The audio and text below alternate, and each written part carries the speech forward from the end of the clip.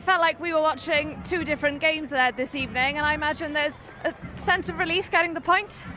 Yeah, I think after the first half performance, we expected a reaction from them. We spoke about that at half time, but we just didn't deal with it. They pressed a lot higher, but I think we have to work away to get around their press there. I think when the ball comes into us front guys, we have to do more with it, and I think the balls into us needs to be a bit better. But I think we need to take the positives from the first half, because there were some very good moments, the 2 goals, but also some other play we did, and then we have to learn from the second half. Yeah, I guess we were all expecting a reaction from Iceland. Were you expecting it to be that difficult though?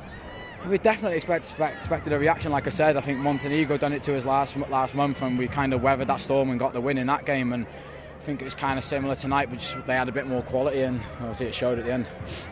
For yourself, involvement in both goals, getting the second as well. Your 10th goal for Wales. You're flying at the moment, Harry. Fuming with Brennan for nicking the first. No, I'm only joking. It was. I think he like he showed in the last few weeks for Spurs as well. He's in the right position to get them goals, so he deserved that. And yeah, Nico played a great ball. We spoke about that before the game. I think the first goal was the same, but the second one, thankfully, I was able to finish it myself.